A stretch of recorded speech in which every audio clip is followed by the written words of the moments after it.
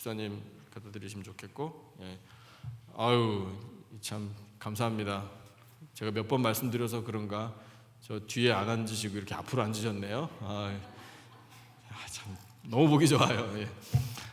오늘 재직 세미나를 위해서 우리 귀한 분 모셨는데, 지난 금요일에 어노인팅 찬양 월십에 오셔서 말씀 들으신 분들은 아시겠지만 포항 충진교회 담임으로 섬기시는 오재경 목사님 오셨습니다.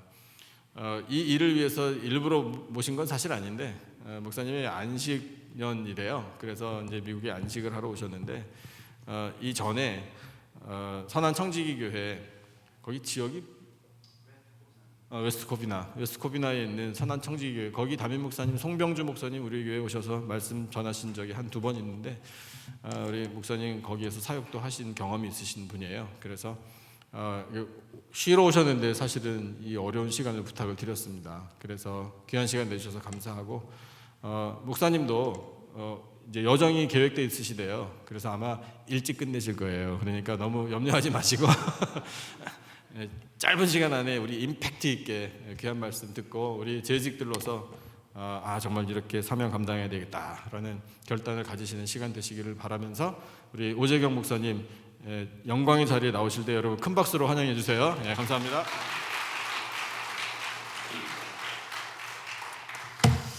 네, 안녕하세요. 포항 충진교회를 섬기는 오재경 목사입니다.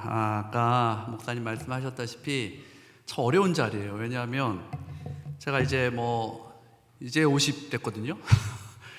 그리고 우리 목사님 여기 교회 섬기신 지 17년 됐다고 하시는데, 전 이제 8년 담임 목회하고 7년 담임 목회하고 처음 이제 안식년 나온 상황이고, 또 건강하게 이민사회에서 아름답게 또 세워져 가고 있는 교회에서 제가 이 귀한 성도님들께 무슨 강의를 해야 하나 참 사실 부담이 되는 거 사실입니다. 그런데 이곳에 서는 이 순간에도 하나님이 계획이 있으시고 뜻이 있다 믿습니다. 그래서 재직분들이 처한 상황과 또 교회의 컨텍스트와 상황이 모두 다르지 않겠습니까? 제가 섬기는 그 포항이라는 그 대이동이라는 지역과 다 다르지만, 오늘 하나님께서 제가 저희 교회 성도님들이라 생각하고 저희 교회에서 항상 강조하는 것들을 또 말씀을 좀 함께 나누면서, 또 한편으로는 포항에 있는 충진교회 재직들은 또 이렇게 훈련받고 있구나, 여러분 전체를 다 이해하실 필요 없으시고요, 제가 오늘 드리는 이야기 중에 한두 마디라도 여러분이 직분으로 섬기시는데 도움이 될 만한 그 말씀을 여러분이 붙잡으시면 좋겠다라는 생각이 있습니다. 네, 같이 하나님의 말씀 보겠습니다. 오늘 나눌 하나님의 말씀은 에베소서 4장 11절 12절입니다. 에베소서 4장 11절 12절.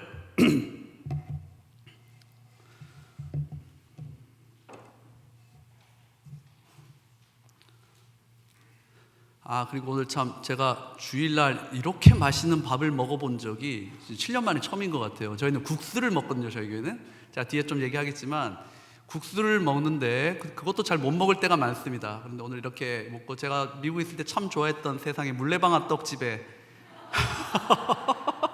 그 맛있는 떡까지 오늘 제공해 주셔서 오늘 얼마나 감사한지 모르겠는데요, 여러모로 환대해 주신 우리 목사님, 특별히 권사님들 너무너무 감사드리고, 우리 장로님, 집사님들 감사드립니다. 같이 읽겠습니다. 4장 11절 12절 시작. 그가 어떤 사람은 사도로, 어떤 사람은 선지자로, 어떤 사람은 복음 전하는 자로, 어떤 사람은 목사와 교사로 삼으셨으니 이는 성도를 온전하게 하여 봉사의 일을 하게 하며 그리스도의 몸을 세우려 하심이라. 아멘. 여러분 아시듯 영국에 가시면 옥스퍼드 대학이 있죠. 세계에서 가장 유명하고 오래된 대학 중에 하나입니다. 그런데 이 학교에 중앙도서관이 있는데, 그 도서관의 이름이 보들리안 도서관이에요. 영화 해리포터의 그 배경이 되기도 했던 그런 도서관입니다. 제가 이곳에 방문한 적이 있는데, 이렇게 가보니까 천정이 너무 아름답게 꾸며져 있습니다. 그리고 그 화려한 천정 사이사이에 라틴어로 된 한 문장이 빼곡히 적혀 있어요. 그게 어떤 문장이냐면, 제가 오늘 나눠드린 핸드아웃에 있죠. 도미누스 일루미나치오 메아라는 이 옥스퍼드 대학의 교훈인데요, 시편 27편 1절에 나오는 주님은 나의 빛이시니라는 이 문구가 옥스퍼드 대학 중앙도서관 그 천정에 빼곡히 적혀 있습니다. 여러분 그 중세 대학이 존재했던 이유는요, 지금처럼 뭐 좋은 직장을 가기 위함이 아니라 뭘 위함이었어요? 진리를 탐구하기 위함이었습니다. 이 대학을 만든 곳이 교회였거든요. 그래서 진리를 탐구하려고 수많은 석학들이 그곳에 모여서 연구하고 공부했어요. 그런데 그 세계 최고의 석학들이 모여 공부하는 그곳에서도 주님이 빛을 비추시지 않으시면 우리의 어두운 지성으로는 결코 그 진리를 깨달을 수 없다는 사실 그들이 알았던 겁니다. 그래서 옥스퍼드 대학은요, 주님은 나의 빛이시니라는 이 다윗의 고백을 자신들의 교훈으로 삼았던 것이에요. 실제로 여러분 구약성경 이사야 35장과 42장에 보시면요, 장차 오실 메시아의 사역들이 쭉 열거됩니다. 근데 여러분 그 앞에 핸드아웃 보세요. 제일 앞에 기록된 그 메시아의 사역이 뭐예요? 눈먼 자들의 눈을 뜨게 하실 것이다. 메시아께서 맹인들의 눈을 뜨게 하실 것이다. 또 눈먼 자들의 눈을 밝히실 것이다 라는 것이었습니다. 다시 말하면 이제 미래에 누군가 나타나서 내가 메시아야 라고 주장하려면 어느 한 사람의 맹인의 눈을 뜨게 해 주어야 했다는 것이에요. 그런데 마태복음 9장에 보시면 여러분, 예수님이 나면서부터 보지 못했던 사람의 눈을 뜨게 하십니다. 여러분 구약 성경을 보시면 그거 아세요? 요즘 성경 열심히 읽으시는 걸로 알고 있는데, 여러분 구약 성경을 열심히 읽어보시면 죽은 사람이 살아나는 기적도 있고 문둥병 환자가 회복되는 그 기적도 기록이 되어 있어요. 그런데 여러분 그거 아십니까? 눈먼 자가 눈을 뜨게 되는 기적은 기록이 되어 있다 없다? 한 번도 없어요. 이상하지 않습니까? 왜 죽은 사람 살아나는 기적, 문둥병자 그 심한 기적의 역사들이 다 기록되어 있는데 눈먼 자가 눈을 뜨는 기록은 한 번도 기록이 되어 있지 않을까요? 그것은요, 이 눈을 뜨게 하시는 사역은 하나님께서 메시아의 사역으로 남겨놓으신 것이에요. 그런데 구약에 단 한 번도 일어나지 않았던 이 일이, 기록되어 있지 않던 일이 마태복음에서만 3번에 걸쳐 5명의 맹인들이 눈을 뜨게 됩니다. 누가 그들의 눈을 뜨게 하셨어요? 예수님. 여러분 이게 결코 우연이 아니에요. 마태복음은요, 여러분 이 구약 성경을 잘 아는 유태인들을 1차 독자로 삼고 쓰여진 책입니다. 이 유태인들은 구약을 통째로 외운 사람들이에요. 누구보다도 이 구약을 잘 알아요. 그런데 그들 앞에서 그들에게 말씀을 기록하면서 예수님이 눈을 뜨게 하셨다. 이게 무슨 말입니까? 예수님이 진짜 우리의 참된 구원자시며 그 예수님이 우리의 참된 메시아시며 그 예수님이야말로 우리의 참된 치유자이심을 이 마태는 하나님께서는 그 유태인들이 아는 언어로 지금 말씀하고 계시고 강조하고 있는 거예요. 사랑하는 우리 남가주 기쁨의 교회 성도 여러분, 제가 금요일날 집회하면서 자꾸 토렌스 기쁨의 교회 성도 여러분 그랬다 하더라고요. 저도 몰랐는데 죄송합니다. 여러분, 우리 이 목사님 저희 교회 오셔가지고 포항 기쁨의 교회 아니라 양학동 충진교회 이렇게 말씀하셨으면 저희 성도들이 이상하다, 우리 교회 이름 잘못 알고 계시네 하셨을 때 의아해하셨을 텐데 제가 그랬더라고요. 죄송합니다. 사과드립니다. 남가주 기쁨의 교회 우리 성도 여러분, 직분자 여러분, 간절히 바라기는요, 이 시간 또한 이 공간에서 빛이 되신 예수님께서 저와 여러분의 어두운 지성을 날마다 밝히시고 메시아이신 예수님께서 저와 여러분 또한 우리의 자녀들의 그 어두운 영안을 날마다 밝게 하시는 은혜가 있으시기를 간절히 주의 이름으로 축원하고 축복합니다. 그래서 날마다 진리를 깨닫게 되는, 오늘 사실 목사님 설교가 제가 하려는 내용의 전부입니다. 여러분, 우리가 수많은 지식들이 난무하는 세상을 살잖아요. 그런데 우리 하나님께서 저와 여러분의 어두운 지성과 영안을 밝히셔서 우리가 정말 진리를 깨닫게 되는 이 은혜가 저와 여러분 가운데 항상 함께 하시길 주의 이름으로 축복합니다. 여러분, 그러면요 우리 직분 잘 감당할 수 있어요. 우리가 진리의 눈이 어두워지니까 직분을 제대로 성경대로 말씀대로 온전한 교회론 밖에서 자꾸 하려는 거지, 우리가 날마다 진리를 발견한다면 저와 여러분이, 하나님께서 저와 여러분에게 주신 그 직분을 온전히 감당할 수 있을 줄 믿습니다. 저와 여러분은 모두 직분자들이고요, 특별히 장로교회의 직분자들입니다. 그런데 우리가 이제 장로교회의 성도라 하면요, 아무랬던 중세교회의 그늘을 깬 그 종교개혁 신학자들의 후손들이란 말이에요. 그런데 종교개혁자들은요, 교회가 다시는 진리의 말씀을 잃어버리고 이 중세 로마 교회와 같은 이 왜곡된 교회가 되지 않도록 하기 위해서 우리가 무엇을 믿고 어떻게 살아가야 하는지, 특별히 우리 다음 세대가 하나님을 모르는 다른 세대가 아니라 하나님을 예배하는, 온전히 경외하는 세대가 되도록 하기 위해 혹시 뭘 만들었는지 아세요? 신앙 고백서를 만듭니다. 웨스터민스터 신앙 고백서, 웨스터민스터 소교리 문답, 이런 것들을 만들었어요. 그래서 저와 여러분이 속한 그 교단의 이 헌법을 보면 제일 앞에 그 웨스터민스터 신앙 고백서, 소교리 문답, 이런 우리 장로교의 표준 문서들이 딱 기록되어 있습니다. 그런데 장로교회는요, 이 웨스터민스터 신앙 고백서와 대소교리 문답만큼이나 대표적으로 많이 사용되는 문답서가 있는데, 좀 어려워도 그냥 이해하고 들으십시오. 하이델베르크 신앙 고백서라는 거 있어요. 종교개혁자 루터를 뒤에서 후원하고 도왔던 그 프레드리 선제후가 자신이 힘을 들여서 그 유명한 그 학자를 세워서 작성한 그 신앙 고백서인데요. 이 하이델베르크 교리 문답은요, 참 이 후대에 우리 장로교회에 큰 영향을 끼칩니다. 그래서 많은 개혁교회들, 장로교회들은 주일 오후 예배 시간에, 저희 교회도 요즘 오후 예배는 없지만 오후 예배 시간에 이 하이델베르크 교리 문답서를 하나하나 가르쳤어요. 아니면 소교리 문답을 하나하나 가르치면서 하나님의 말씀의 진리의 뼈대가 무엇인지를 우리의 다음 세대들과 직분자들에게 날마다 반복해서 가르쳤다고요. 왜냐하면 그래야 우리 교회의 직분자들이 이단의 거짓 가르침에 속지 않고, 지금 신천지 하나님의 교회 포항에도 난리거든요. 지금 와서 조금 성경을 틀어서 얘기하면 다 속아 넘어가는 거예요.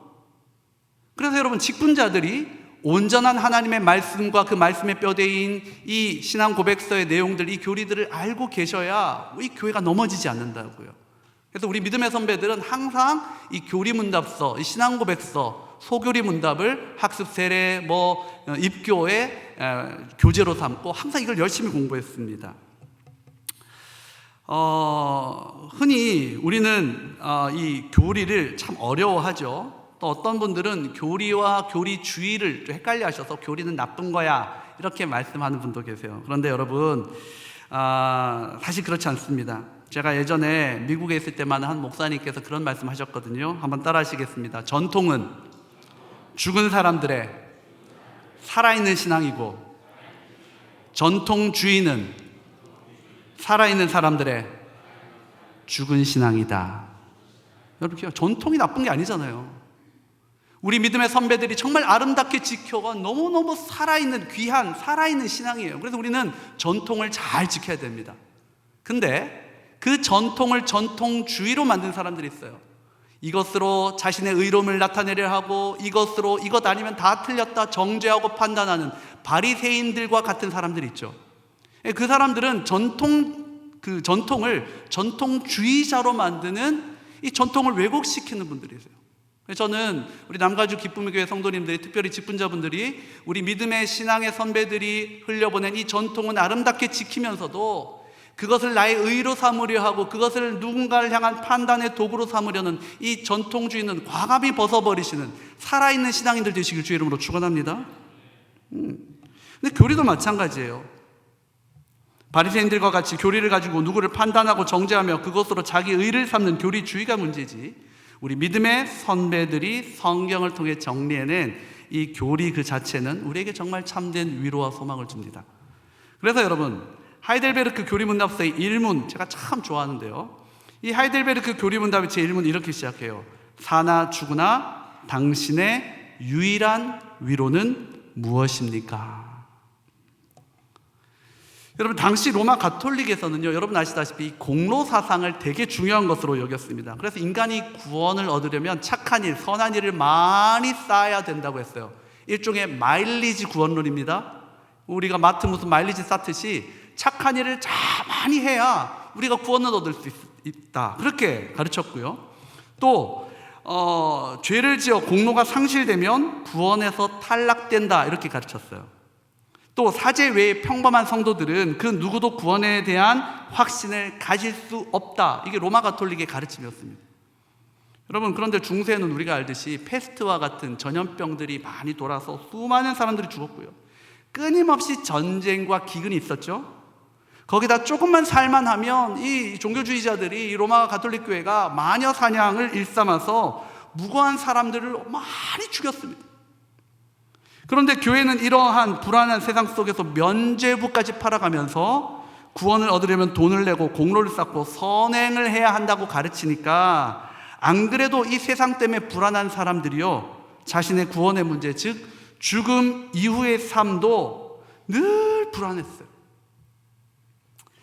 그리고 불안하면서도 또 선행을 이어간 거예요. 왜? 구원은 받고 싶으니까. 이런 상황 속에서 여러분, 참 성경의 사람들은 교회를 다닌다고 하면서도 불안과 두려움과 걱정과 근심 속에 살아가던 그 성도들에게 그것이 아님을 밝히려 한 겁니다. 그래서 하이델베르크 교리 문답서는요, 가장 먼저 사나 죽으나 당신의 유일한 위로가 무엇이냐라고 물으면서 다음과 같이 단문을 달았는데요, 여러분 같이 한번 읽어보실까요? 나는 사나 죽으나, 시작. 나는 사나 죽으나 나의 것이 아니고 몸과 영혼이 모든 미쁘신 나의 구주 예수 그리스도의 것이라는 사실입니다. 주는 그의 보배로운 피로 나의 모든 죄값을 치러주셨고 마귀의 모든 권세로부터 나를 구하셨습니다. 하늘에 계신 아버지의 뜻이 아니고는 나의 머리털 하나도 상하지 않듯이 주는 나를 지켜주십니다. 실로 모든 것을 협력하여 나의 구원을 이룹니다. 또한 주는 그의 성령으로 영생을 보증하시고 내가 이후로 진심으로 기꺼이 선뜻 주를 위하여 살게 하십니다. 여러분 아멘이십니까? 우리가 주님께 속했다는 것을 알 때에 제일 마지막 문장 보세요. 내가 이후로 진심으로 기꺼이 선뜻 주를 위하여 어떻게 해요? 살게 하십니다. 우리가 직분론의 첫 번째 시간에 복음을 다뤄야 하는 이유가 바로 이것입니다. 장로님이시니까, 권사님이시니까, 집사님이시니까 당연히 이 정도는 섬기셔야죠. 저도 교회에서 이렇게 해봤거든요. 안 되던데요. 우리의 의무로는 우리에게 맡겨진 이 직분을 온전히 감당할 수 있는 힘이 안 생기더라고요. 작심 3일, 작심 석 달, 길게 가시면 작심 3년. 그 수도 없이 쏟아지는 교회의 사역 속에서 금방 지치시더라고요. 근데 어떤 분들이 머리가 흑발에서 백발로 바뀔 때까지 한결같이 주님 맡겨주신 그 사명을 감당하시는가? 늘 복음의 진리를 붙들고 계신 분, 내가 받은 이 구원의 기쁨이 얼마나 감사한 것이며 내가 어떤 존재였는지를 기억하시는 분들이 끝까지 충성되게 그 사명을 감당하시더라고요. 그래서 여러분, 우리가요 올바른 직분을 감당하기 위해서, 정말 하나님이 기뻐하시는 직분을 감당하기 위해서는 뭘 알아야 됩니까? 예수 그리스도가 누구신지, 그 복음에 대해서 알아야 되고요, 이 복음에 대한 이 복음의 은혜가 얼마나 큰지를 깨달으려면 뭘 깨달아야 되냐면 내가 얼마나 큰 죄인이었는지를 깨달아야 됩니다. 그래서 여러분, 하이델베르크 이문답에 거기 보시면요, 이러한 위로를 즐기면서 행복하게 살고 죽기 위해 당신이 알아야 할 것은 무엇입니까? 이렇게 질문을 해요. 정말 이 주님 주시는 위로를 누리며 행복하게 살기 위해서 신자들이 반드시 알아야 하는 것은 무엇입니까? 라고 얘기하고 나서 그 답에 보면 3가지에 대한 지식을 알아야 된다 이야기하는데, 우리 두 번째 답 같이 한번 읽어볼까요? 첫째, 시작. 나의 죄와 비참이 얼마나 심각한지. 둘째, 내가 어떻게 나의 모든 죄와 비참에서 구원받았는지. 셋째, 내가 어떻게 그러한 구원을 주신 하나님께 감사드려야 할지를 알아야 합니다. 여기 보시면 우리가 얼마나 비참한 죄인인지를 알면, 그럼에도 불구하고 하나님이 우리를 구원해 주셨다는 사실을 우리가 기억하고 깨달으면, 잊지 않고 살면 우리가 날마다 감사하며 기쁨으로 주를 섬길 수 있다. 지금 이 말하고 있는 거거든요. 그래서 여러분, 우리는 직분자로서 가장 먼저 여러분 기억하십시오. 내가 얼마나 비참한 죄인이었는지를 알아야 됩니다. 이걸 모르니까 많은 직분자들이 안타깝게도 열심히는 섬기고 일은 하는데 하나님에 대한 감사도, 내가 하나님께 쓰임받는다는 것이 얼마나 큰 기쁨이고 영광인지를 잊고 사는 거예요. 그러니 금방 지치는 거예요. 그래서 우리는 정말 온전한 재직으로 직분자로 살아가기 위해서 먼저 우리는 어떤 존재인지를 살펴야 되는데요. 여러분, 저와 여러분은 구원받기 전에 어떤 존재였습니까? 죄인. 예, 우리 다 알죠. 모르는 사람 없습니다. 로마서 3장 10절에 보시면 사람은 모두 죄인이었고 의인은 하나도 없었어요. 이거 우리 다 알아요. 그래서 죄의 싹은 사망이라는 로마서 6장 23절 말씀처럼 우리는 모두 죽었던 사람들입니다. 그런데 여러분, 이게 너무 우리가 자주 들어서 이제 이 문구만으로는 우리가 얼마나 심각한 죄인이었으며 예수님이 우리 대신 짊어지셔야 했던 이 죄의 형벌이 얼마나 비참한 것이었는지를 실감하기가 힘들어요. 그래서 여러분, 여기서 우리는 구약의 제사를 통해서, 여러분 이제 구약 열심히 읽고 계신데 제가 오늘 이 구약의 제사를 통해서 우리 죄가 얼마나 무섭고 비참한 것이었는지를 제가 여러분들과 좀 나누려고 합니다. 제가 향상교회라는 곳에서 한 10년 넘게 부교육자 생활을 했거든요. 거기서 이제 미국 유학도 보내주시고 또 다시 불러주셔서 돌아왔다가 이제 9개월 만에 제가 포항중진교회 담임으로 왔는데, 이 교회는 참 감사하게 담임 목사님은 물론이고 부교육자들도 7년 풀타임 사역을 하면 6개월간 연고를 주셨어요. 그때 저희 가족이 감사하게 제주도에 있는 열방대학이라는 곳에 가서 선교훈련을 받습니다. 근데 그때 아주 유명한 성경 강사분이 오셔서 강의를 하시는데, 이분은요 한국 분인데 유대인 랍비들 앞에서 구약의 제사에 대해 강의하시는 분이에요. 완전 전문가십니다. 근데 그분이 이 구약의 제사에 대해서 제가 강의를 하는데, 제가 그 강의 마치고 그냥 평범한 강의였거든요. 마지막에 기도하는데 제가 제 가슴을 막 치고 찢으면서 기도를 했어요. 제가 지금까지 들어본 모든 설명들 중에 이 죄와 우리의 죄의 비참성이 얼마나 심각한 것이었는지를 설명하는 최고의 강의였어요. 그래서 제가 오늘 그 강의를 조금, 그 설명의 일부를 제가 좀 가져오려고 합니다. 여러분, 에베소서 5장 2절 말씀 보시면요, 예수님께서는 우리를 위하여 자신을 버리사 향기로운 제물과 희생 제물로 하나님께 자신을 드리셨다, 이렇게 기록을 합니다. 그러고 보면 여러분, 예수님의 십자가 사건은요 구약의 제사를 배경으로 하고 있어요. 구약의 제사를 배경으로. 그래서 십자가 사건을 잘 이해하려면 이 구약의 제사에 대해 좀 살필 필요가 있는데요. 여러분, 구약 성경에 나오는 제일 대표적인 제사들 어떤 게 있습니까? 번제, 소제, 화목제, 속번제, 속죄제, 이런 게 있어요. 근데 가장 대표적인 제사가 번제거든요. 근데 여러분, 혹시 번제 어떻게 드리는 줄 아십니까? 예, 최선을 다해서 열심히 정성껏, 잘 이렇게 드리죠. 그런데 여러분, 먼저 이 번제를 드리기 위해서는 성도들이요 우선 흠없는 제물을 어디서 가져옵니까?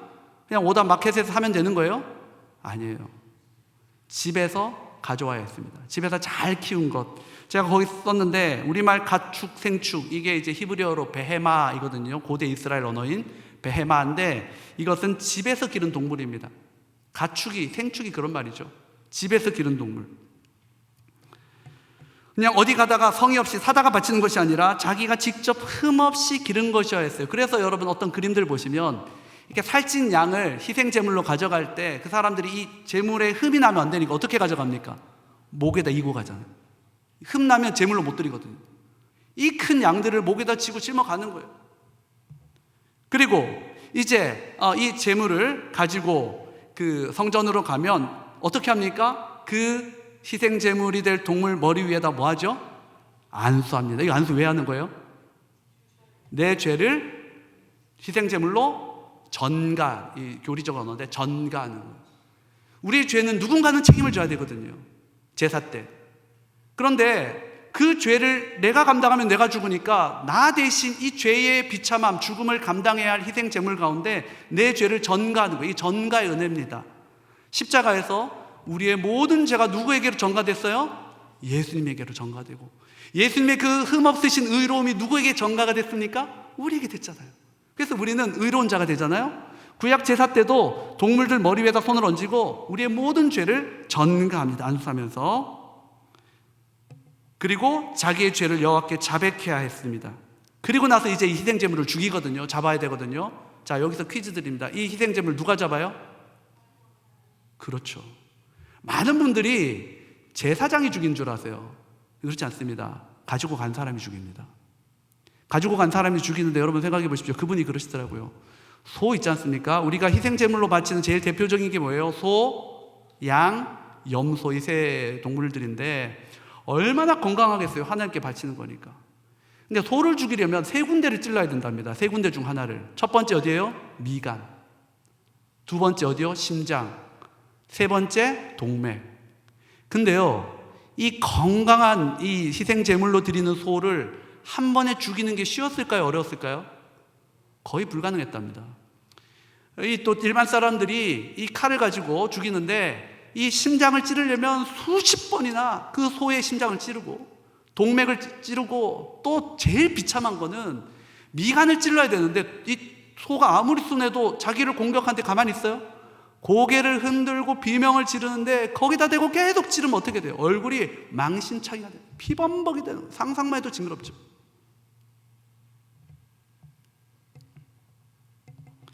여러분, 이 쉬운 게 아니었다고요.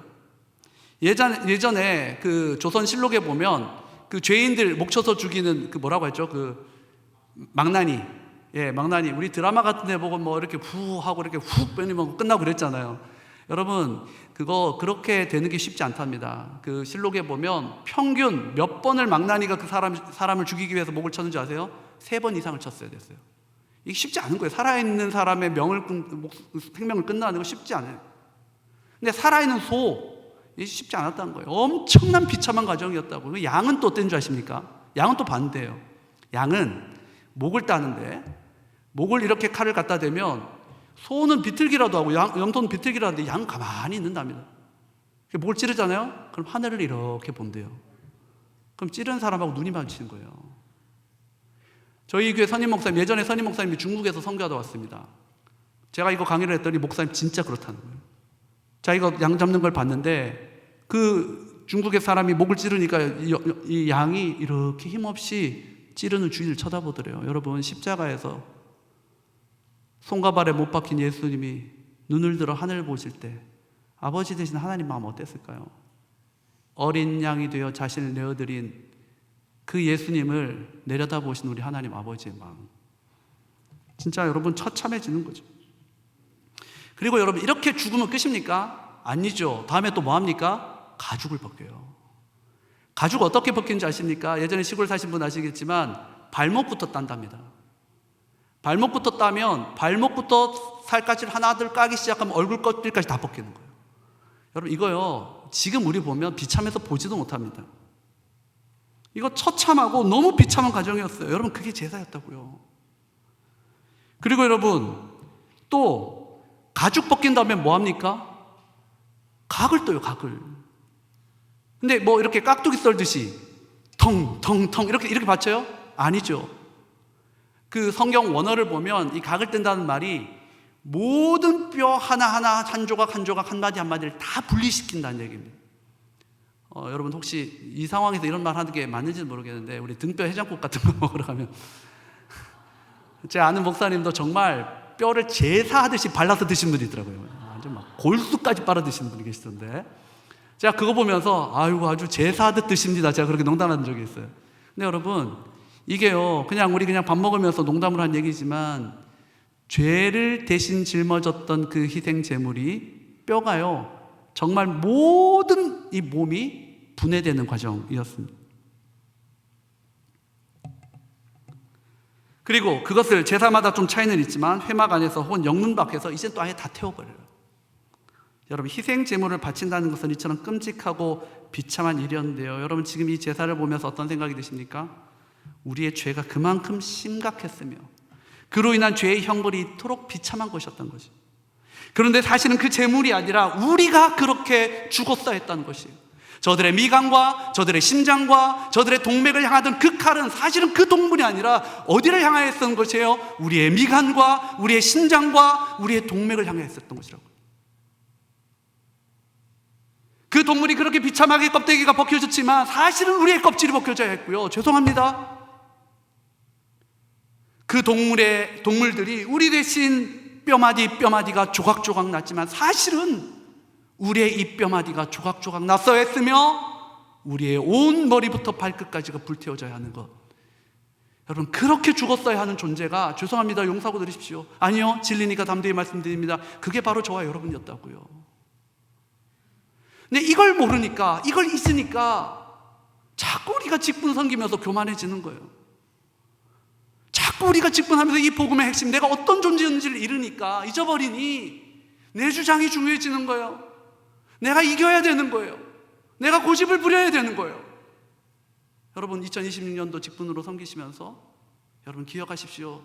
내가 어떤 존재였는지를, 내가 얼마나 죄에 비참한 인생이었는지를 여러분 기억하시기 바랍니다. 그리고 그런 우리를 대신해서 예수 그리스도께서 우리의 미간과 심장과 동맥을 향해 했던 그 칼을, 그 날카로운 칼을 자신의 미간과 심장과 동맥으로 다 받아주신, 그 십자가에서 받아주신 예수 그리스도의 그 은혜의 복음을 여러분 날마다 감사하며 기뻐하며 그분을 위해 살아가는 것이 더 이상 내 삶의 짐과 부담이 아니라 영광으로 여기며 살아가시는 우리 남가주 기쁨의 교회 모든 직분자들 되시길 주의 이름으로 축원하고 축복합니다. 이처럼 여러분, 하나님 앞에서의 죄는 처참하게 사라져 가야 했던 비참한 것이었고, 죄를 이토록 엄격하게 다루시는 하나님의 속성을 우리는 하나님의 공의라고 불러요. 저는 이걸 보면서 우리 하나님께서는 얼만큼 이렇게 죄를 싫어하시며 동시에 그의 백성들 가운데 이 죄가 사라지는 것을 너무 기뻐하셨다는 사실을 알며 제가 참 제가 참 처음에는 목사 된 게 힘들었습니다. 젊은 나이에 참 많은 성도님들이 좋아해 주시고 존경해 주시고 존중해 주시고 사랑해 주셔서 감사한데, 자그만 문제 하나만 생기면 그저 저와 같이 학교 다니던 그냥 그 친구들, 잘 나가는 친구들 보면, 예전에입니다, 지금은 아니에요. 지금도 그래 보이세요? 부럽더라고요. 또 하필 친구들이 또 잘 나갔어요. 대기업 들어가서 다 잘 나고 막 연봉도 몇 억씩 받고 그러더라고요. 근데 저는 제 앞에 펼쳐진 단돈 몇백만 원, 단돈 1,000만 원 없어서 결혼할 때 집도 구하기 어렵고, 정말 그런 삶을 살면서 와, 내가 이 길 왜 들어왔을까? 제가 잠시지만, 여러분 용서하십시오, 목사에게도 그런 연약함이 있습니다. 그런 마음을 든 적이 있었는데, 제가 복음 앞에 다시 서고 나서 복음의 은혜가 얼마나 크면 내가 어떤 죄인이었는지를 알고 나서부터 저는 제가 목사로 살아가는 것 절대로 희생과 섬김이라 생각하지 않습니다. 영광이라 생각합니다. 예전에는 절대로 내 아들 목사 안 시키겠다 했습니다. 근데 지금 하나님께서 쓰시겠다 하면 이거보다 더 큰 영광이 없다고, 저와 제 아내는 제 아들 마음껏 주님께서 마음껏 사용하시도록 선교사든 목사든 제가 내어드릴 자신이 있어요. 하나님이 그 마음 주신 거죠. 왜요? 저의 결단, 저의 믿음, 저의 신앙 아니요, 복음을 깨닫고 나서부터. 그래서 여러분, 우리가 우리에게 주어진 이 직분을 온전히 감당하기 위해서는 무엇보다도 내가 어떤 죄인이었는지를 깨닫고 나를 향해 있던 그 진노의, 그 심판의 칼날이 우리 주님께로 향하여졌다는 이 은혜를 기억하시면서 여러분에게 맡겨주신 그 직분을 기쁨으로 감당하시는 우리 모든 직분자들 되시길 주의 이름으로 축원합니다. 그래서 복음학교 우리 김용희 선교사님, 예전에 굉장히 유명하셨는데 그분이 늘 인용하시던 말씀 중에 그런 말씀이 있었어요. 웩이라는 선교단체 본부가 영국에 있는데 거기 가면 시티스터드라는 선교사님의 했던, 그분이 하셨던 유명한 말이 그 입구에 이렇게 붙여져 있답니다. 그게 뭐냐면, 예수님께서 정말 나의 모든 죄와 아픔을 위해 십자가에서 죽으신 것이 사실이라면 우리의 어떤 섬김과 헌신도 대단한 것이라 할 수 없다. 이 고백이 그 웩 선교부의 입구에 적혀진 이 문구가 저와 여러분의 이 심령에 새겨지시기를 주의 이름으로 축원합니다. 제가 뒤에 내용이 있는데 앞에서 목사님이 확신을 가지시고 짧게 마칠 거라고 말씀해 주셨기 때문에 조금 내용 넘기도록 하겠습니다. 그리고 여러분 이제 그 다음 내용을 보시면, 그러면 여러분, 하나님께서는 이렇게 죄와 그 비참함 속에 있던 우리를 이제 어떻게 구원하셨습니까? 예수 그리스도의 십자가와 부활 사건을 통해 저와 여러분을 구원하셨죠. 여러분 이거 믿으십니까? 이거 안 믿으시면 직분자 하시면 안 돼요. 서로 입장 곤란해집니다. 예수님은요, 저와 여러분을 구원하시기 위해서 십자가에서 달려 죽으시고 부활하셨어요.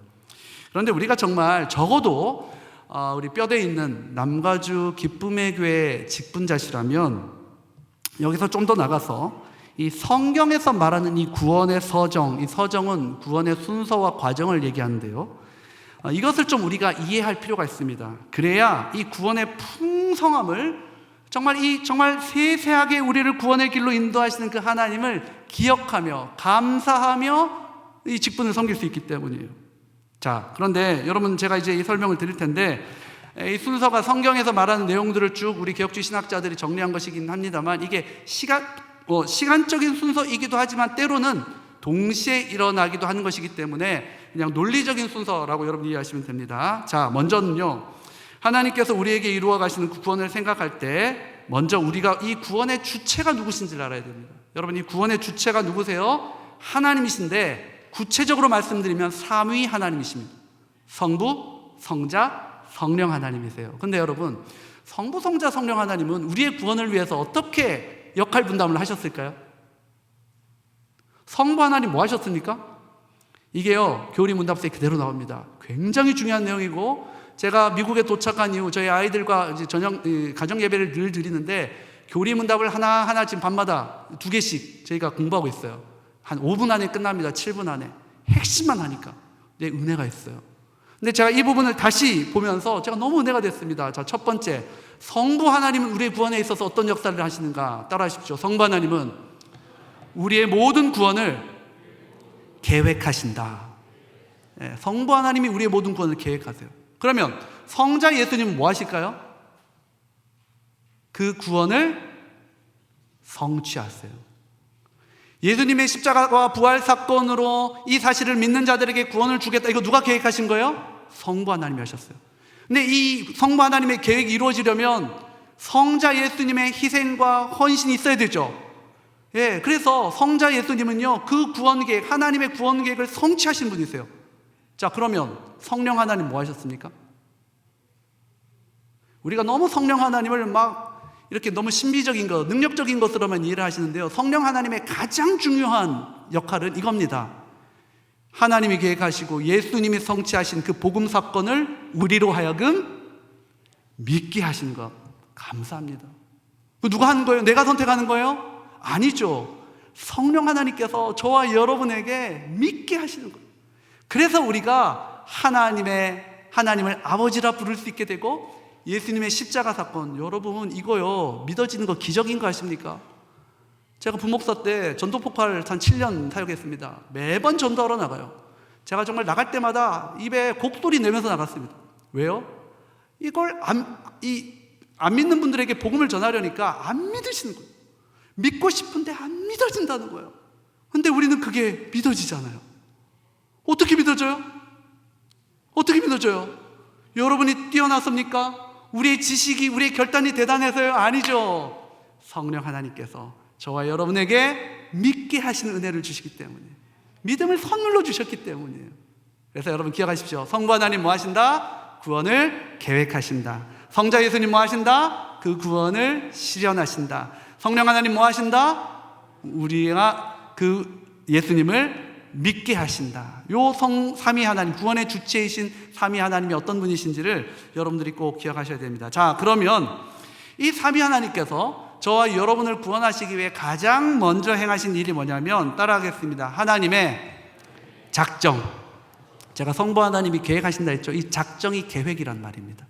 그런데 온 세상을 향한 하나님의 계획을 세우셨어요. 그리고 하나님의 작정 안에서 특별히 인간들을 구원하시기로 계획하신 것을 우리가 뭐라고 부르냐면, 따라하겠습니다. 예정. 예정은 하나님의 작정 안에 있는 겁니다. 모든 우주 만물에 대한 하나님의 계획이 있는데, 그 중에서 특별히 인간을 향한 작정, 인간을 향한 구원 계획, 하나님께서 구원하시기로 선택한 그 영혼, 그를 향한 계획을 뭐라고 부른다고요? 예정이라고 부르는 거예요. 그래서 우리의 모든 구원은 나의 믿음, 나의 결단, 나의 선택으로부터 시작되는 게 아니라 뭐로부터 시작된다고요? 하나님의 작정과 예정으로부터 시작된다는 사실을 기억해야 돼요. 그리고 나서 하나님께서는요, 자신이 구원하기로 예정하신 사람들을 대해서 어떻게 하십니까? 부르십니다. 이게 한문으로 소명, 부를소의 목숨명이라고 해서 소명이라고 부르는데요. 여러분, 우리는요, 하나님이 먼저 우리를 부르시지 않으면 절대로 하나님의 이름을 부를 수 없고 구원받을 수 없는 존재입니다. 여러분, 이거 믿으세요? 그래서 우리 겸손해야 돼요, 정말로. 아니, 우리가 어떻게 구원을 받았는데 그거 잊고 옆에 사람한테 얼굴 붉히고 내 뜻대로 안 되어진다고 자리를 박차고 분을 내고. 저희 교회도 저희 교회 성도님들 죄송하지만 그런 분들 계세요. 지금 많이 없어지셨지만 처음 왔을 때 저희 교회가 굉장히 분란이 심했던 교회거든요. 제가 당회에서 펼쳐진 광경을 보면서 제가 제 스스로 예언했습니다. 나 2년 안에 이 교회 떠나겠구나. 정말 무지막지하게 싸우시더라고요. 막 삿대질, 당신, 자리를 박차고 나가시고. 그래서 제가 본당 가가지고요, 어두운 본당 가서 목사라고 기도는 해야겠는데 기도가 안 나와서 제가 이렇게 기도했습니다. 주님 살려주세요. 주님 살려주세요. 주님 은혜를 주세요. 이 두 마디만. 그리고 출근하면 제 책상, 제 방이 조그맣거든요. 제 방 책상 밑에 들어가서 무릎 꿇고 엎드려 또 주님 살려주세요. 오늘 하루 버틸 수 있게. 이게 지금 버릇이죠. 지금도 출근하면 책상 밑에 기어 들어가서 무슨 제가 바퀴벌레도 아니지만 그러나 제가 거기가 제 기도의 골방. 하나님 살려달라고. 하나님 오늘도 하나님 은혜 달라고. 하나님이 나를 불러주셔서 내가 구원을 얻었는데 어쨌든 하나님 우리를 불러주세요. 그런데 여러분, 여기서 우리가 오해하면 안 되는 것은 이 부르심 있잖아요. 하나님이 우리를 부르시는 이유는 하나님의 절대적인 주권과 사랑 때문이지 우리가 앞으로 잘하게 될 것을 하나님이 미리 하시고 부르신 것 맞다 아니다? 아닙니다, 여러분. 우리는 구원받을 만한 조건이 하나도 없어요. 제가 저를 알거든요. 순간순간 일어나는 제 안에 이 목회적 야망. 제가 우리 성도님들이 아시면 정말 부끄러워서 하나님이 제 마음을 들키지 않게 하시는 게 얼마나 은혜인지 모릅니다. 건강한 교회, 저희 교회가 건강한 교회입니다. 여러분들도 건강한 교회, 오늘 아까 목사님 설교 들으니까 그런데 저희 교회도 건강한 교회가 되어서 발버둥 쳐요. 근데 제가 이 마음을 들키잖아요. 성도들이 아름답게 세워가고 있는 교회를 가장 먼저 무너뜨릴 사람이 바로 저예요. 그래서 제가 하나님 앞에 엎드린다고. 인간이 행한 선행, 인간이 행한 선행이나 우리가 행할 선행을 미리 보시고 하나님이 우리를 부르신 게 아니라 전적인 은혜예요. 그냥 이유가 없어. 이유는 하나, 저와 여러분을 사랑하신다는 그 이유 하나로 우리를 구원하신다는 것입니다. 전적인 은혜입니다. 그런데 이 부르심에는요, 여러분, 조금 빨리 나갈게요. 외적인 부르심과 내적인 부름이 있습니다. 한번 따라하겠습니다. 외적인 부르심과 내적인 부르심이 있다. 이 외적인 부르심은요, 죄인들에게 예수 그리스도 안에 있는 복음의 진리를 전하며 선포하는 것, 이 복음 전도와 선교 행위를 말합니다. 그리고 이 외적 부르심은 모든 사람들에게 차별 없이 전해집니다. 그런데 여러분, 이 외적인 부르심을 받았다고 해서 모든 사람들이 주의 자녀가 되나요? 아니에요. 저도 전도 현장 많이 나갔지만 아무리 복음을 전해도 안 믿는 분들은 끝까지 안 믿으세요. 심지어 저항하기도 합니다.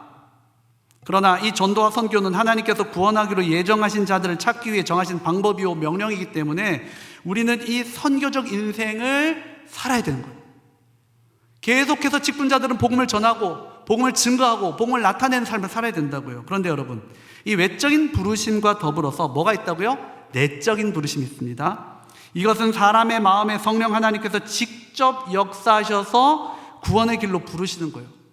사람이 복음을 전하지도 않았는데 하나님이 직접 만나주셔서, 예수님이 직접 만나주셔서 예수님 믿고 위대한 사도가 된 사람 있죠. 누구죠? 바울이잖아요. 내적인 부르심으로 그 영혼을 변화시킨 거예요. 제가 몇 년 전에 방글라데시를 갔다 왔습니다. 그 다카로부터 2시간 더 들어가니까 산족이 있는데 M족이라고 부르더라고요. 왜 M족이라고 부르는가 찾아갔더니 이분들이 엄청난 분들이에요. 아무도 이분들한테 복음 전한 적이 없어요. 근데 이분들이 무슬림들인데 옛날에 신약 성경, 구약 성경을 가지고 예배드리고 예수님을 믿어요. 어떤 일이 일어났느냐? 자신의 꿈에서 예수님이 나타났대. 여러분 아시다시피 무슬림들은 예수님을 뭐라고 믿습니까? 그냥 선지자로 믿거든요. 그냥 예언자로 믿거든요. 근데 자신들의 꿈에 이 예수님이 나타나서 내가 너를 구원한 예수다. 내가 너를 위하여 십자가에 못 박혔다. 그래서 실제로 예수 믿은 부족이 있어요. 제가 거기 가서 예배드리고 왔습니다. 제가 깜짝 놀랐어요. 그 선교사님이 수년째 거기 들어서 복음을 전하고 계신데, 이렇게 인간의 말과 복음 전파 행위를 통하지 않고서도 성령께서 내적인 부르심을 통해 부르신 영혼들이 있다고요. 그게 내적인 부르심입니다. 그래서 여러분, 사람이 외적인 부르심에는 거부하고 저항할 수 있으나 이 내적 부르심 앞에서는 반드시 예수 그리스도 앞에 무릎을 꿇게 되고 참된 믿음에 이르게 됩니다. 그래서 여러분, 외적인 부르심을 받은 자들 중에는 하나님을 영접한 사람들은 외적인 부르심을 받은 자들 중에서 하나님을 영접한 사람들은 바로 이 내적인 부르심을 받은 사람들이고요. 혹 외적인 부르심을 받지 않았더라도 성령 하나님께서는 성부 하나님께서 택하신 자들을 직접 찾아가셔서 지금도 불러주신다는 사실을 여러분 믿으셔야 돼요.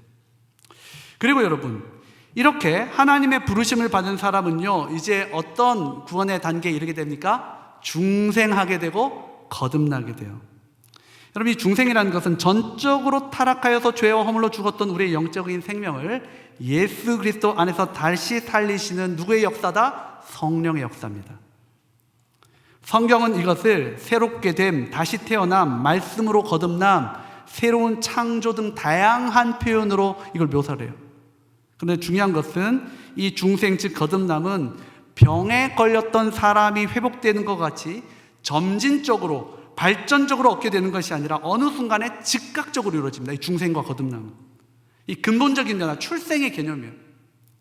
그리고 이 중생과 거듭남은요, 우리 인간이 하나님을 믿기로 결단하거나 선택하기 전에 일어나는 성령 하나님의 선행하는 절대적인 주권의 역사입니다.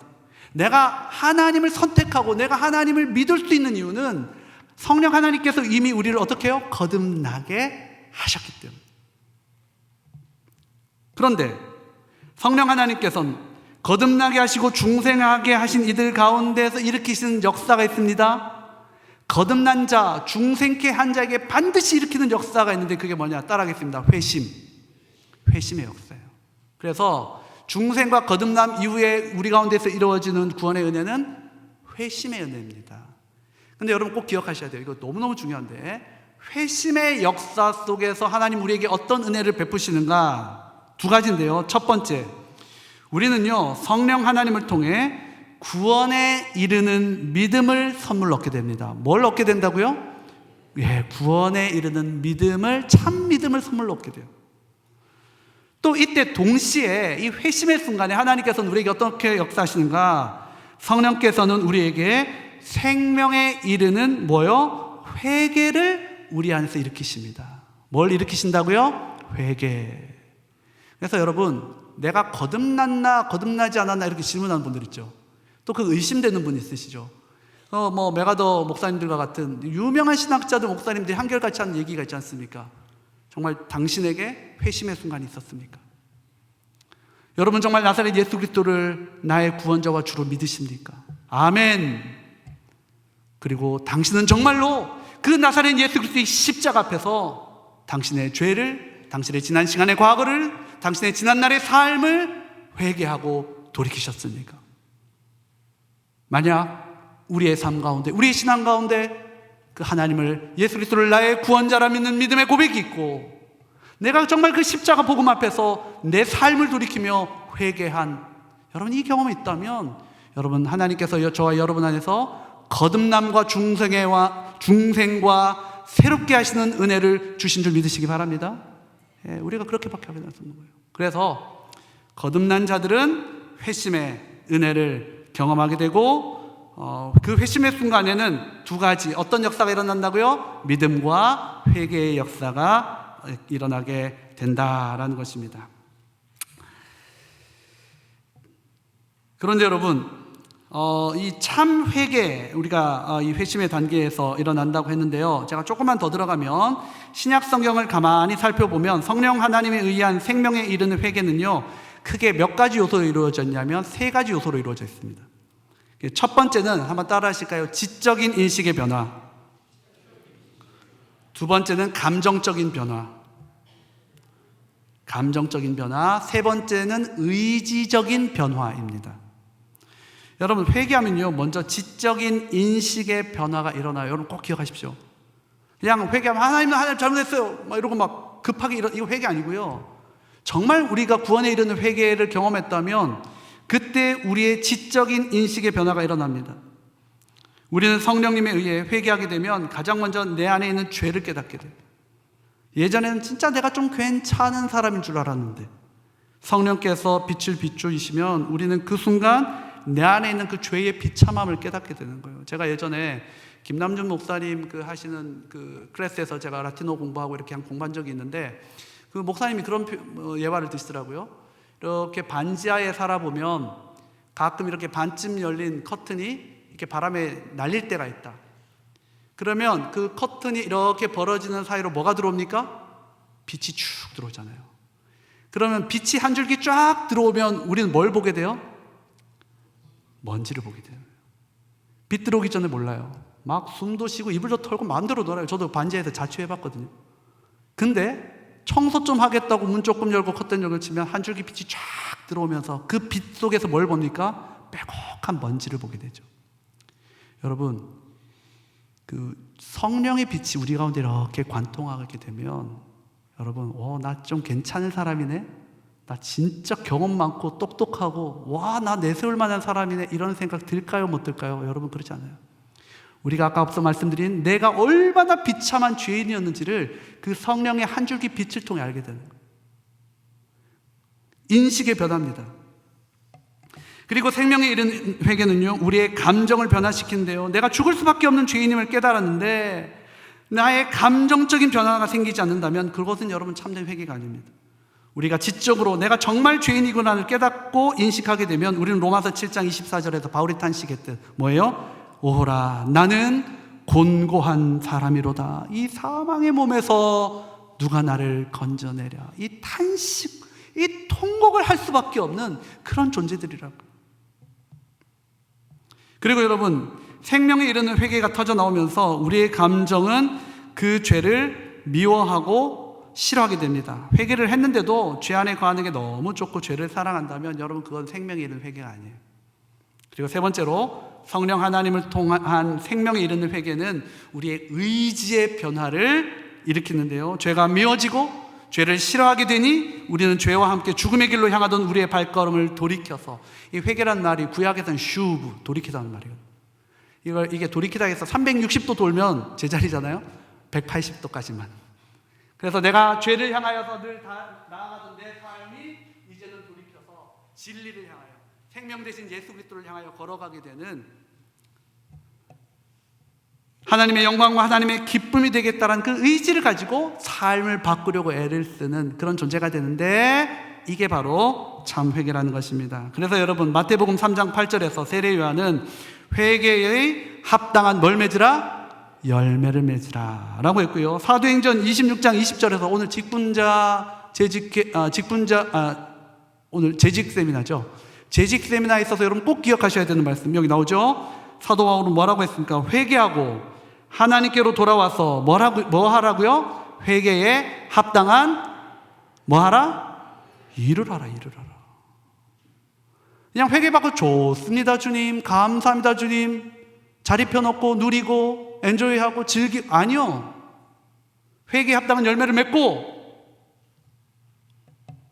회개하고 하나님께 돌아와서 회개에 합당한 일을 하라.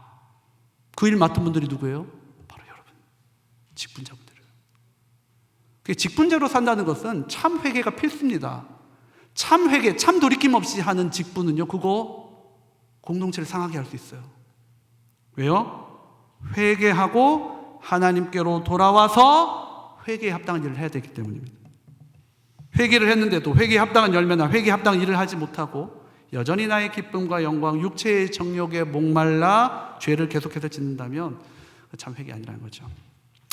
그런데 이런 참된 회개는 우리의 의지로 되는 것이 아니라 우리는 예수님이 다시 오셔서 이 땅 가운데 모든 죄를 사망시키실 때까지 성령 충만의 은혜를 구하며 참된 회개의 열매를 맺을 수 있도록 회개에 합당한 일을 할 수 있게 해달라고 뭐 해야 됩니까? 은혜를 구하며 기도해야 되는 거예요. 그런데 여러분, 이런 회개가 언제 일어납니까? 생명에 이르는 회개는 반드시 성령께서 하나님의 말씀을 통해 역사하실 때 일어난다라는 사실 기억하십시오. 언제 일어난다고요? 하나님의 말씀 앞에서 우리의 참된 회개가 일어난다. 오늘 목사님 말씀하시면서 구약 성경, 제가 오늘 그 내주신 그림, 그 구약 그 구분 그림, 칼라 그림 보고 깜짝 놀랐습니다. 저 나중에 목사님께 허락받고 우리 교회 가서도 좀 써야 되겠던데. 여러분, 말씀의 사람 되셔야 돼요. 왜? 우리가 회개할 수 옆에 사람들은 다 흔들리는 물결이에요. 이게 절대적인 진리가 아니죠. 근데 절대 진리이신 하나님의 말씀 앞에서 우리가 어떻게 됩니까? 돌이킬 수 있는 거예요. 그래서 참된 직분자, 참된 재직은 말씀의 사람이 돼야 되는 겁니다. 그래야 내 삶을 돌이킬 수 있거든요. 여기서 말씀은요, 예배 가운데 선포되는 말씀뿐만이 아니라 성경을 읽을 때도 전도의 현장에서 말씀이 증거될 때 참된 회개의 역사는 일어나는 것입니다. 하나님의 말씀 없이 회개는 일어나지 않는 거예요. 그래서 우리는 늘 말씀을 읽고 듣고 묵상하고 전해야 하는 것이죠. 여러분, 이처럼 우리가 회심, 즉 성령 하나님 안에서 참된 예수 그리스도의 복음을 믿는 믿음을 통하여서 그리고 생명에 이르는 회개를 통하여 성부 하나님께 나아가게 되면 하나님께서는 우리를 이제 어떻게 여겨주십니까? 의롭게 여겨주십니다. 그래서 여러분, 회신 다음에 우리 가운데 어떤 은혜가 임하느냐 따라하겠습니다. 칭의의 은혜. 칭의 들어보셨어요? 예, 옛날에, 지금도 우리 미국에 옆에 와 계신데 하나님의 의거든요.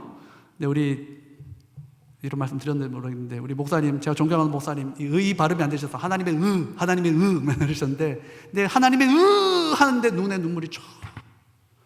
와, 제가 그때 그 설교가 말씀이 그리워요. 우리가 정말 하나님 앞에서 성령께서 주시는 믿음과 회개를 토해낼 때 하나님은 저와 여러분을 어떻게 하신다? 의롭게 하신다라는 겁니다. 그런데 여러분, 이 칭의의 은혜를 생각할 때 여러분 잊지 말아야 되는 건 이것은요, 법적인 선언이에요. 이 칭의라는 헬라어 단어가 실제로 법률 용어입니다. 예전에 이스라엘의 법률 용어예요.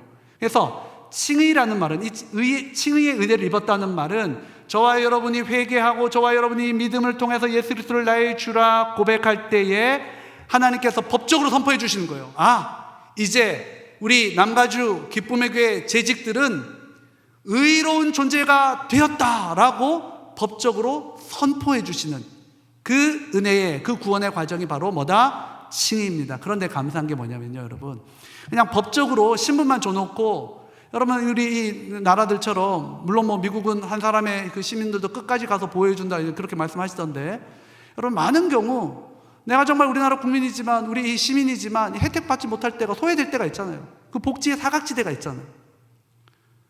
나라는 그래요.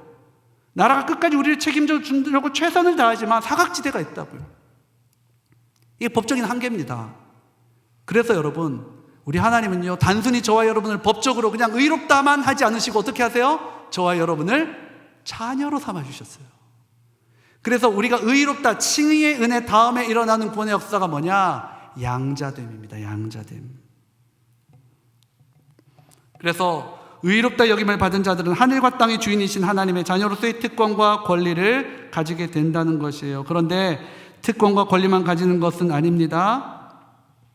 부모가 자기 자녀 잘 되라고 때로는 훈육도 하듯이 우리 하나님은 자기 백성들이 잘못된 길로 가지 못하도록 때로 훈육도 하시고 진노도 하세요. 그런데 여러분 기억하십시오.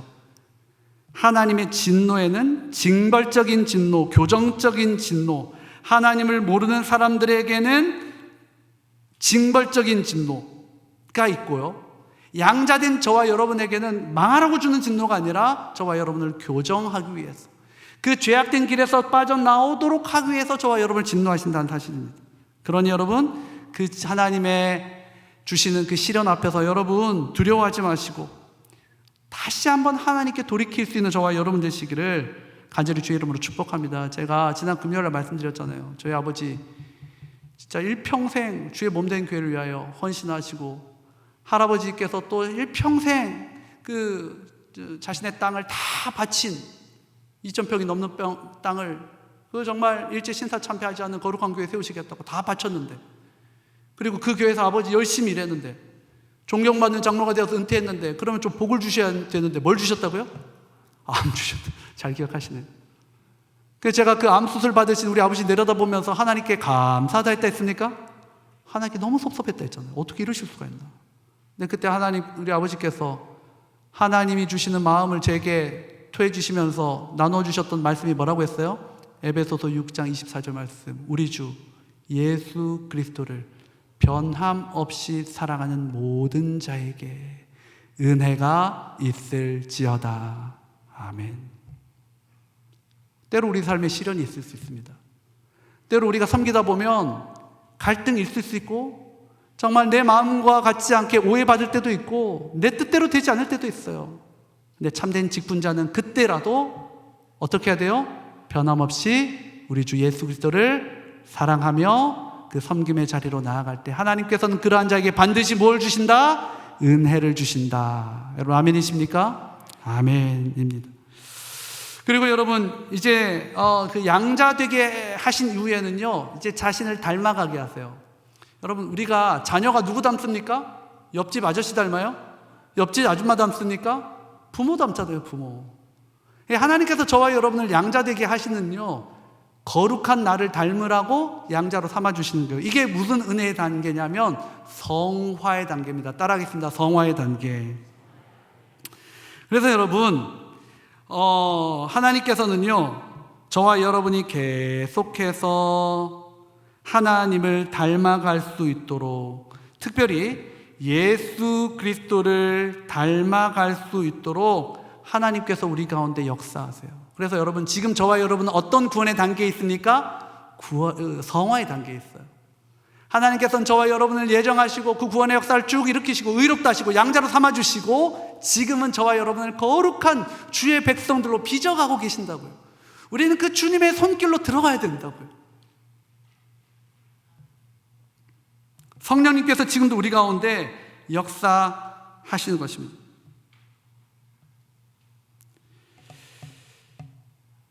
그리고 소망이 되는 것은 저와 여러분이 정말로 모든 죄의 아픔과 슬픔과 절망을 뚫고 하나님의 형상을 회복하기까지 성령 하나님께서는 이러한 노력을 멈추거나 포기하시지 않는다라는 거예요. 그래서 우리로 하여금 거룩의 길을 핍박하고 가로막는 모든 영적인 세력들 속에서라도 우리가 하나님을 바라보며 견딜 수 있는 힘을 주시는데 이 은혜의 단계가 뭐다? 따라하겠습니다. 견인의 은혜다. 이게 견인의 은혜예요. 이 견인을 어떤 분들은 무슨 자동차 토잉하듯이 앞에 이렇게 범퍼에 달고 끌고 가는 걸 견인으로 생각하시는데 그게 아니라 견디고 인내하게 하시는 힘을 우리 하나님께서 주신다는 겁니다. 지금 저와 여러분이 성화 거룩해지기 위해 애를 쓰는데 사탄이 우리를 가만히 두지 않잖아요. 우리를 계속해서 무너뜨리려고 애를 씁니다. 근데 감사한 것은 성령님께서 저와 여러분을 견디고 인내하게 하신다는 거예요. 여러분 이게 은혜인 겁니다. 은혜. 지금도 우리 하나님은 나를 포기하시고 나는 내가 주님을 붙잡고 있는 것 같지만 사실은 그 힘이 세신 변함없으신 우리 하나님이 그 능하신 손으로 내 손을 잡고 놓지 않고 계신다. 여러분 이 사실을 믿으시기 바랍니다. 그때 우리가 이 직분을 제대로 감당할 수가 있어요.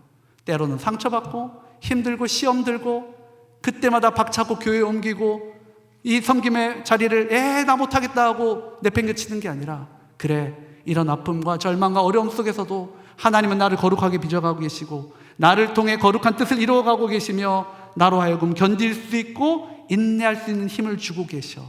아멘 하고 할렐루야 하며 그 믿음 가지고 나아가는 거죠.